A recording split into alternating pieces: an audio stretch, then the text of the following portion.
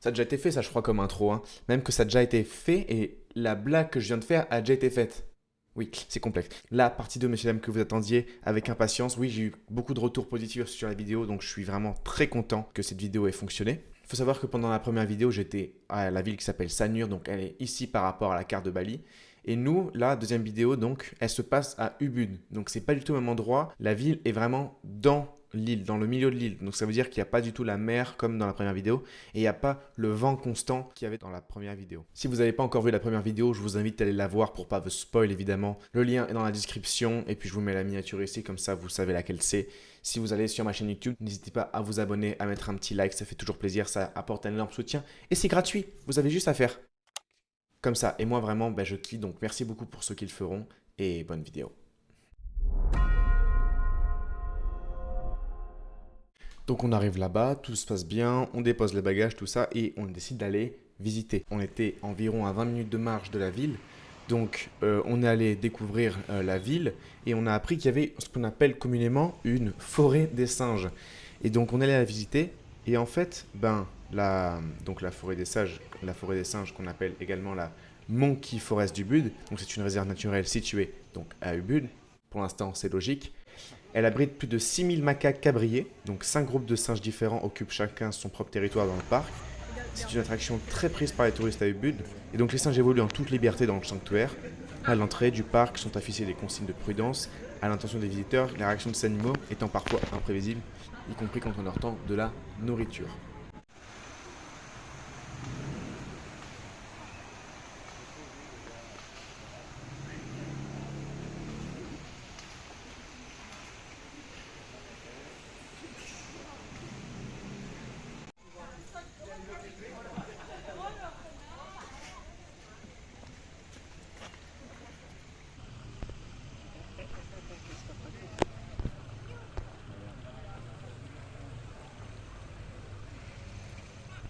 Et ils sont tous en train de jouer ou de faire des trucs, donc il y a plein de choses à regarder, c'est trop bien.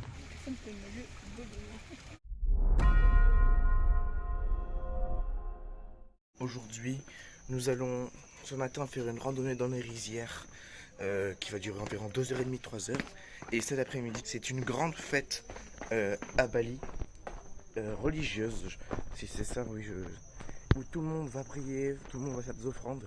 C'est très joli parce qu'il y a plein de monde qui ont des jolis costumes, donc on va aller voir ça cet après-midi. C'est parti.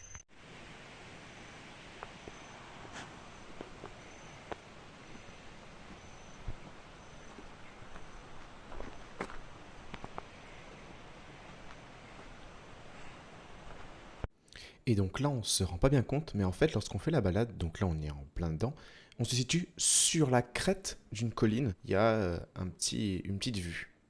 Et là, on arrive devant un hôtel, mais l'hôtel, c'était pas l'hôtel, c'était l'hôtel. Le truc, il était à moitié au-dessus du vide, à moitié sur la colline, avec une vue, vous voyez les images, c'était à dormir debout.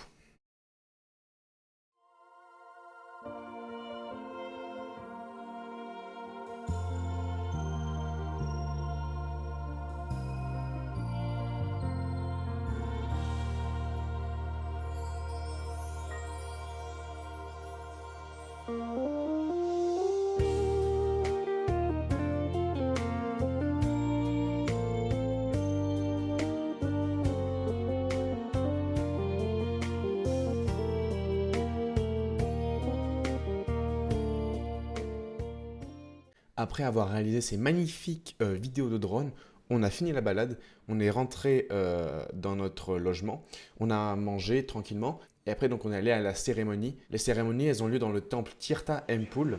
Le temple est situé juste en dessous du palais présidentiel de Tapaxiring, construit en 1957 par le premier président indonésien Soekarno. Et donc le palais, pour les gens, c'est un point important de l'île et du pays. Depuis plus d'un millier d'années, les hindouistes balinais sont attirés par Pura Titra Empul, temple de l'eau sainte, dont les sources sacrées aux propriétaires curatives ont été créées par le dieu Indra.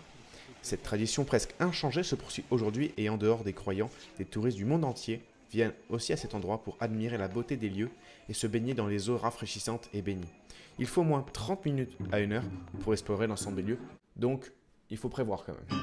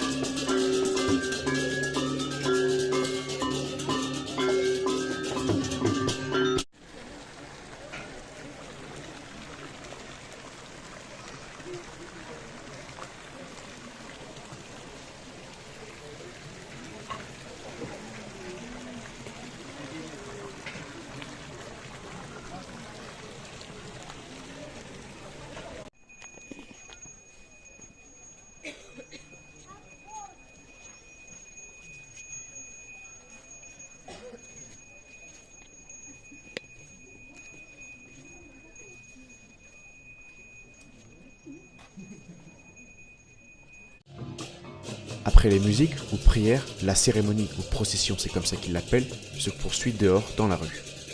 Les sortes de lampadaires que nous voyons sur le bord de la route sont des offrandes associées à la montagne sacrée dont le bout évoque la queue de Barong, qui est une créature mythologique balinaise ressemblant à un lion.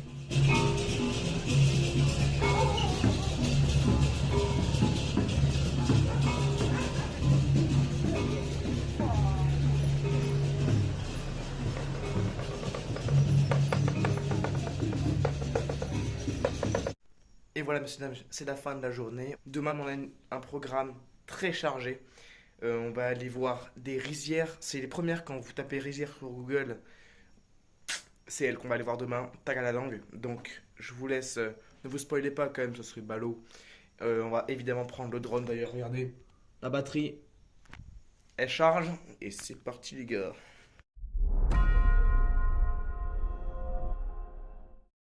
Les rizières de Tegalalang sont situées à 10 km au nord du centre-ville du Bud. C'est l'un des endroits aux paysages les plus intéressants et exotiques de l'île des Dieux. Avec le site du Jati Lui, il fait partie des terrasses, donc des rizières, les plus jolies de la région du Bud. Bien connues des visiteurs, ces rizières offrent un cadre parfait aux peintres et aux photographes.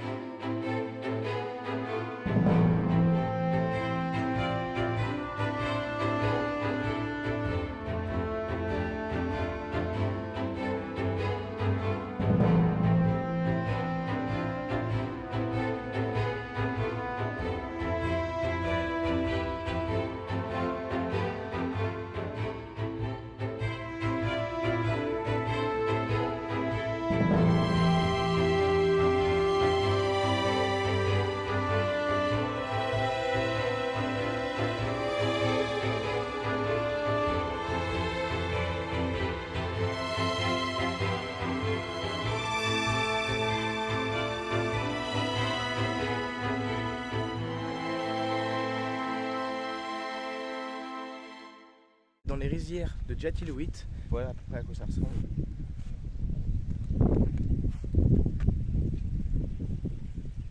C'est juste trop beau, donc je suis super content.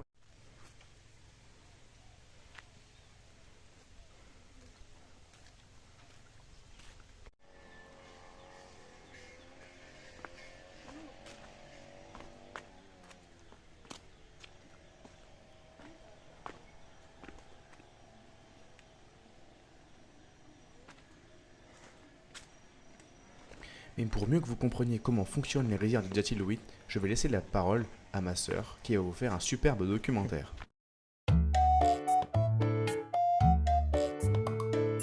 Bonjour tout le monde, aujourd'hui nous sommes dans les rizières de Jatiluit. Ce sont des rizières humides, très réputées pour leur sens de l'irrigation, très spéciales mais en même temps très performantes, qui alimentent des rizières par milliers. Regardez-moi ça. Des parcelles. De toute façon, oui, on appelle ça des parcelles où on plante du riz. Donc je vais vous expliquer les méthodes pour planter du riz.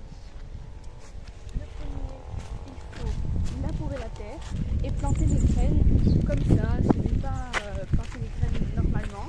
Le deuxième point, il faut repiquer tous les grains de riz pour les espacer au fur et à mesure car il n'y a pas assez de place entre les grains de riz.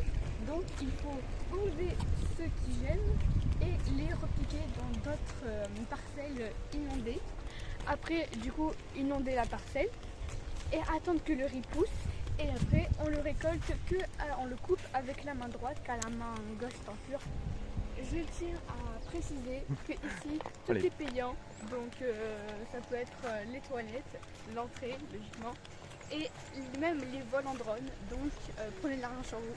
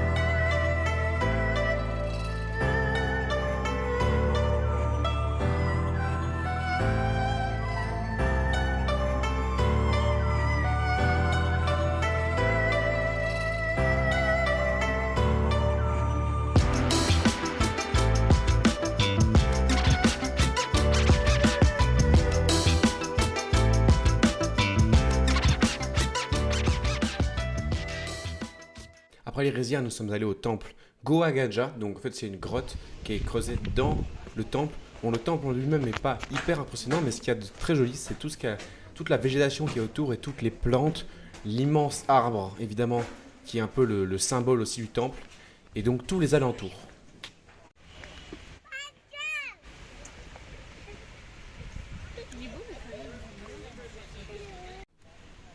En fait, selon un mythe local, la grotte serait l'œuvre de Kebo Iwo. Ce dernier aurait creusé la caverne avec ses ongles en une nuit.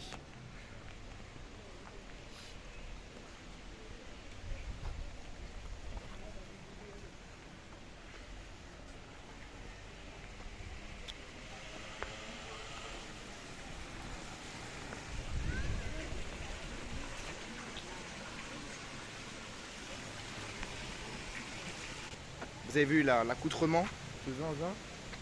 C'est super beau. Et là, il y a plein de petits nénuphars avec une petite maison pour faire du yoga. C'est juste trop beau. Voilà. Et voilà, messieurs, dames, c'est la fin de ce séjour à Ubud, direction Sideman. Donc sur la route, on devrait voir un truc. Et puis après, c'est parti. Tout d'abord, nous sommes allés voir un sculpteur de bois. Donc, il nous a montré les différentes étapes pour faire une sculpture de bois, tout simplement. Il nous a aussi montré quels outils il utilisait. Et il nous a montré donc toutes ces sculptures qui représentent donc des divinités, des animaux représentés en divinité, des animaux sacrés hindouistes. Il y a par exemple la divinité Barong qui est représentée sous la forme d'un lion, ou bien Ganesh sous la forme d'un éléphant.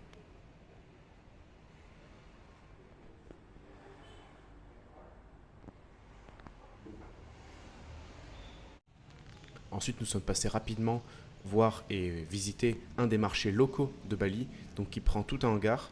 Et là, on ne se rend pas compte, mais en fait, il s'étend tout autour de l'établissement sur des centaines de mètres carrés. Puis nous sommes passés très rapidement voir le fameux temple Pura Taman Ajun.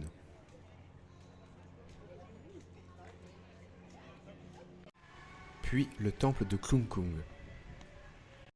Puis nous sommes passés dans un temple où il était illustré toutes les bénédictions et malédictions qui étaient réservées aux individus qui commettaient des péchés ou des bienfaits.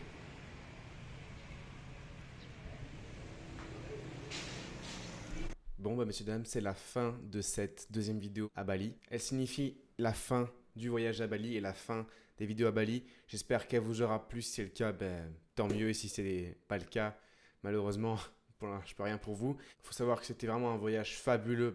J'espère que je vous ai transmis cette beauté, la beauté de cette île à travers ces vidéos, ces deux vidéos.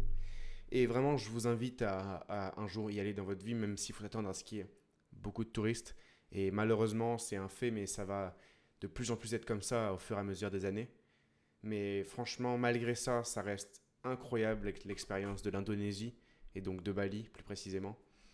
Et je vous laisse avec quelques petites images de drone. A plus.